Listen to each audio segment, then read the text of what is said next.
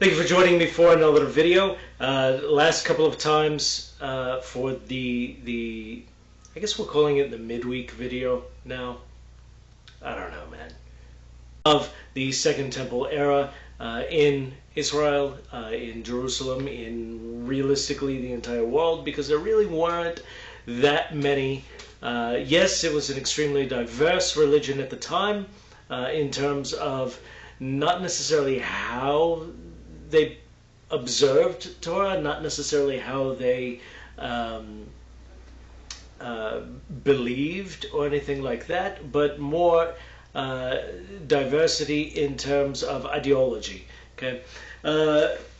Last couple of times, though, we talked about the Sadducees and the Pharisees, and even though I know that there's not a whole lot of overlap, and the Pharisees and modern-day Orthodox Judaism with a big O, the common folk who were probably not formally affiliated with any particular sect would have been Orthodox with a little o. Not Orthodox, by religions, but in religious terms, but Orthodox in terms of they were just traditional. I think now we actually call that sort of thing traditional Judaism or Torah Judaism. Really depends, on who's speaking, really. But let's jump into this week. That's exciting.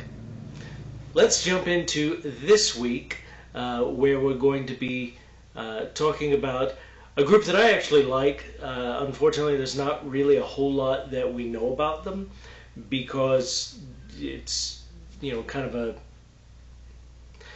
it's one of those groups that you have to be a member of before you can really say that you understand it fully. And that would be the Essenes, right? So if the Pharisees are the Orthodox Jews of the day, and the Sadducees were the Reformed Jews of the day, they're not, by the way, but let's just, for argument's sake here, just to sort of assign them a place, then we could say that the Essenes are heterodox. They're not heretical by any means, but they're not fully Orthodox with a little o, in the respect that their observance was right compared with the Pharisees. They had basically almost identical Torah observance, although to be fair, the Essenes were much more strict than the Pharisees were. Yeah, so there's that. But they were, kind of forgot where I was going with that. But they were heterodox in the sense that, yes, their observance was really sort of on par with the societal norm of the day, but they did have some really weird things, practices, some really weird beliefs that they believed in. I would compare them, if I had to, and there actually is a whole lot more overlap here than there is in, between Sadducees and the Reform and the Pharisees and the Orthodox today. I would say that I would compare them to Hasidic Judaism today, because there is a lot of overlap. It's not by any means the same movement. It's not by any means the same ideology. It's not by any means the same theology in some cases. But the Essenes were very mystical, very much like Hasidic groups. So let's just talk a little bit about the Essenes, and then we'll, I'll just kind of let you go about your way. You can read up more about them if you'd like. The sources that really have the most information about the Essenes would be the works of Josephus. There are a few scattered references in the Talmud to various Essenes, but in general we don't know a whole lot because we're not part of the club. That's unfortunately it's one of those things. They're kind of like the Freemasons in the respect that everyone's like, oh, the Freemasons do this and this and this and this, but nobody really knows for sure, except for people who are Freemasons. I realize that the majority of my viewer base is Christian, and Christians, generally speaking, have a problem with Freemasonry. Unless, of course, just figured I'd throw this out there, unless, of course, they happen to be Masons themselves, in which case, no, they totally get it. They understand it all. I am not a Mason, just, so we could throw that out there. Not part of the Illuminati. I'm just part of the what's it called, Zog, the Zionist overlord government. What a stupid conspiracy theory, man. Like, it's one of those three, always one of those three. A Freemason and a part of the Illuminati. Oh man, that guy's the devil. He just has to be the devil, right? There is no devil in Judaism, so it's funny to me. What was I even saying? Oh yeah, the Essenes. So the Essenes, the modern English term Essene, comes from the Greek term Essenoi. Comes from the Koine Greek Essenoi, which is the plural of Essene. Okay, there is no meaning to the Greek term Essenoi. It didn't have a meaning, which tells us pretty firmly that what we're talking about when we use the name Essene or Essenoi in Greek is it's not a Greek term, meaning the term that the Essenes had for themselves was not in the Greek language. It was probably Hebrew or Aramaic. We're not really sure what it is. Some have suggested Hasidim, which is the same term that we use for the modern Hasidic movement.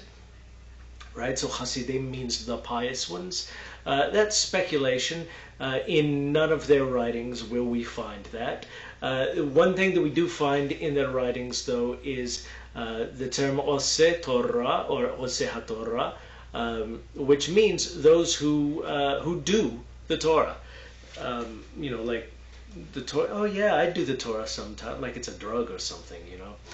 It's, oh yeah, sometimes, if nobody's around, I just want to chill out and just relax. Sometimes I'll do the Torah. It's just doers of the Torah. That's what it means. I do not support drug use outside of legitimate medical reasons. There we go. That's me personally. If you want to see what Judaism says about it, I have a whole video about it. I think it's like 45 minutes long too, so knock yourself out. Yeah, the Essenes. So let me take a look at my notes, since I am way scatterbrained right now. So I don't know if you can hear it, but behind me there's some sort of a motor that's got like a low humming sound. It's really knocking off my concentration. It's outside, it's somewhere doing something with someone, and there are things involved, I'm sure. It sounds like a motor, like an idling garbage truck, like or something like that. I don't know, like a diesel engine that's just like idling, but I'm not hearing the primary sound. I'm hearing the secondary, just sort of the background noise of it. And there you have it. Judah describes the sounds of everything around him. Okay, so we really don't know a whole lot about the Essenes. What we do know is primarily gathered from the works of Josephus, but also the Qumran community is associated with the Essenes, which makes sense. Just from an anthropological perspective, if you're looking at where the people who practiced things the way that Josephus describes them as practicing them might live, Qumran would be a good candidate, and a few other places as well. And we're told, Josephus tells us, that their communities were scattered all over the place, which is wonderful because that means that realistically we should probably find more Dead Sea Scrolls out there, only they wouldn't be in the Dead Sea, they would be in the, I don't know, maybe the somewhere else, maybe the Living Sea, I don't know. But if they lived in Qumran, okay, so now we know a little bit more about them. We know that they were a... They practiced a form of communalism, which means essentially everything is community property. That's not to say that people are community property. There's no slavery going on. In fact, they specifically prohibited slaves. So there was none of that going on. There was no... Josephus tells us they were celibate. We don't know how many of these groups were celibate, but we do know that there were multiple types of Essenes with varying ideologies and varying theological beliefs. Another thing that we know is that they appear to have... So I'm going to use a New Testament term. They appear to have held everything in common. Okay, that is what I mean by communalism. Things are community property. The book of Acts in the Christian Bible uses the expression "they held everything in common" to basically communicate communalism. Everybody lives in this commune. Everything is really sort of community property. Food, water, basic goods. Probably not clothing. That would be a little bit strange. But most things would have been community property. They shared everything to protect the needs of the community.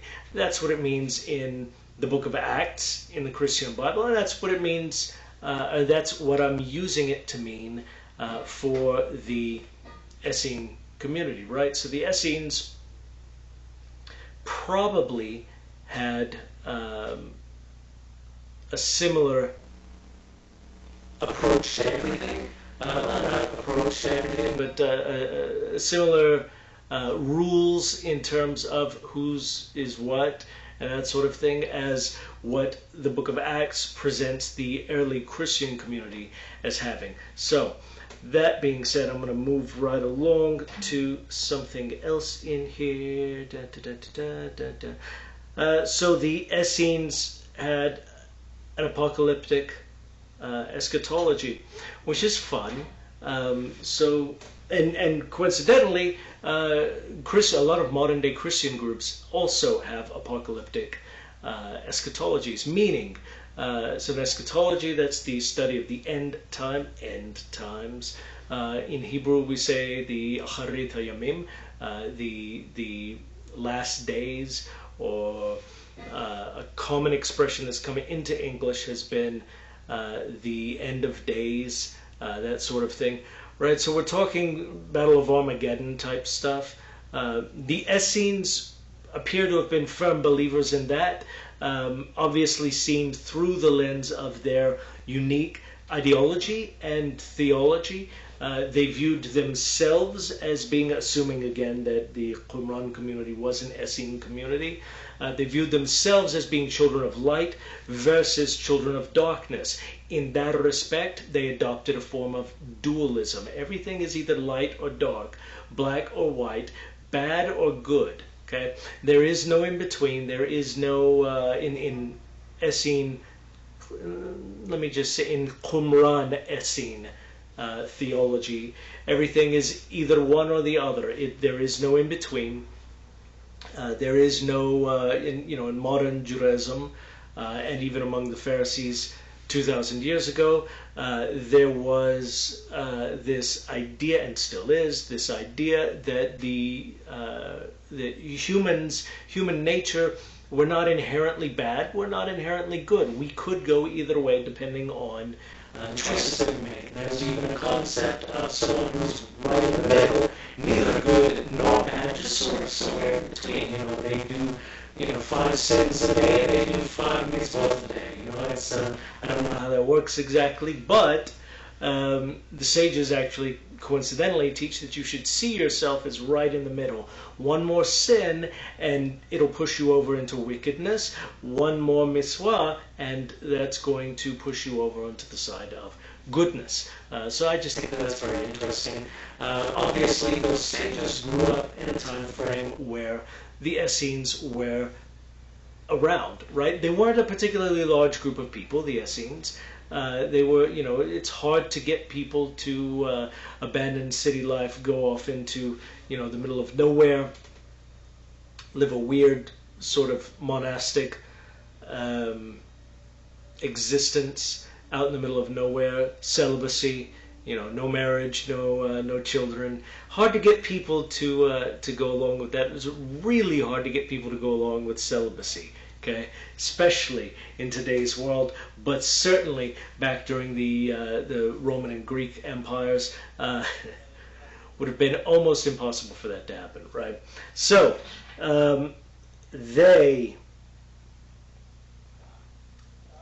because they believed that everything was either good or bad, they had really a rather extensive angelic and demonic hierarchy. They believed in angels and demons like the Pharisees did.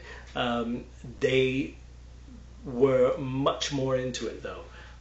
If the Qumran community is correctly associated with the Essenes, then we can say for certain that they even went so far as keeping the names of angels special. Like, I don't really know how to say that. They didn't really venerate them, not in the sense that you'll find in in Catholic churches today or Orthodox churches today, with the veneration of saints. Not that far, but at the same time, the angels were really seen as sort of being, sort of between man and God. They were aids in spiritual warfare. They did not actually do anything, though. They didn't. They had no power in and of themselves. It was only the power that God gave them, and they would have been the first ones to admit that if God told them, to do nothing, okay, so they couldn't do anything. If God told them not to act, okay, so they can't act, and they can't act of their own free will. The Essenes appear to have believed that, at least the Qumran Essenes appear to have believed that angels had their own free will, and so did demons, which might actually be where the concept of demons in Christianity came from. Speaking with Christians and just hearing it, growing up and everything. Because I grew up in the American South and in Texas, and Southern Baptist, man, that's everybody was Baptist. Everybody except for the Catholics.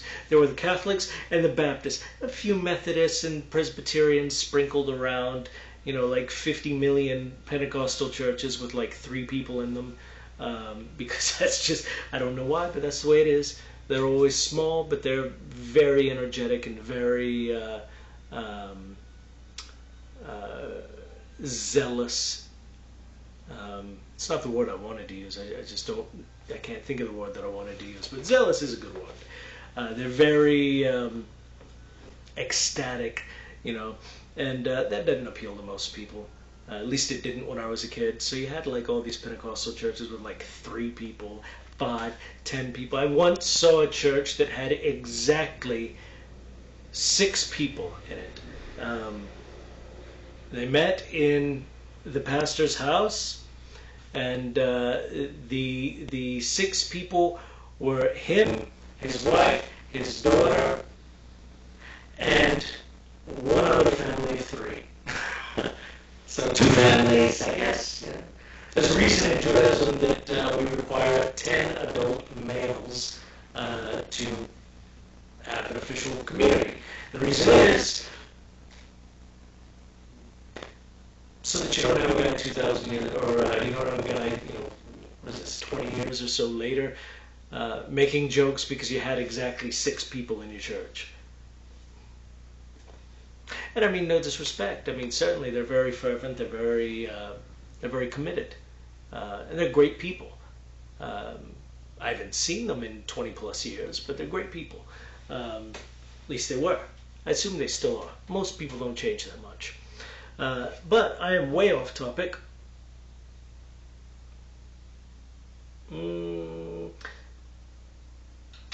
So they appear to have been absolutely obsessed with ritual purity, to the extent that they would go to the mikveh daily.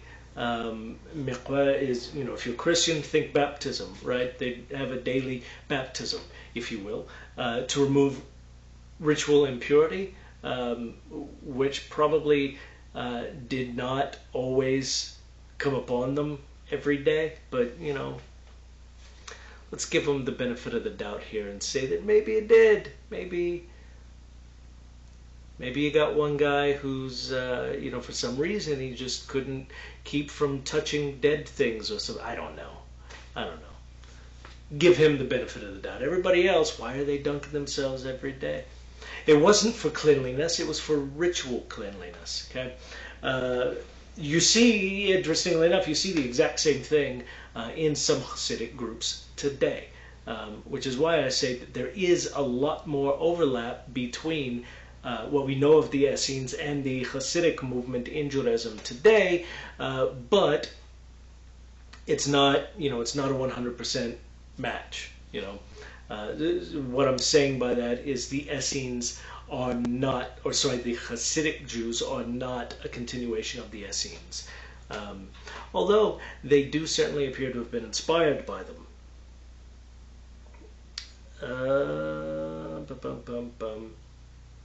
So they were extremely strict in their observance of the Torah. There are actually even some cases where there were disagreements between Essenes and Pharisees, Essenes taking the more strict opinion, and the Pharisees just being like, whoa, hold on now there, buddy, it's a little on the extreme side. And yeah, frankly, a lot of the time it was. You go to the mikveh every day, I mean, come on, it's a bit much. I haven't even made myself unclean since last night. Why should I have to go to the mikveh again? Makes no sense. Like the Pharisees, they accepted the oral Torah. It does appear that some Essenes were vegetarians, perhaps even vegans. The idea of Jewish vegetarianism has been around for a very long time. And while I personally don't subscribe to that worldview, I will tell you it is probably healthier, and it is probably better for you, just overall, not just in terms of your physical health, but in terms of, your budget, your energy levels, that sort of a thing. I would imagine that it would be, if done correctly. What else we got? So yeah, in addition to the oral Torah, they also had all the books that make up the Tanakh. So they had the Torah, they had the Nevi'im, the prophets, and they had the Ketuvim, the writings, right? Another thing that they had, and I thank them for this, is they had their own writings. The Dead Sea Scrolls, I think it's something like 30% of those are sectarian writings, their own writings. Most of them are things like halakha, listen, if this happens, you probably shouldn't do this. Practical living according to the Torah. Then they also appear to have had a prayer book, because of course they did. All Jews do, but they appear to have had one specifically for them, which I think is kind of cool. And they had works of, so they're called pesherim, which is it's kind of like a it's an interpretive. They are interpretive texts interpreting various prophecies, like, for example, the Pesher for the book of Habakkuk. There's one for the book of Nahum. There's one for Psalms, I believe. A few of the Psalms anyway. Very interesting stuff. Anyway, that being said, what else do I have that I may have forgotten?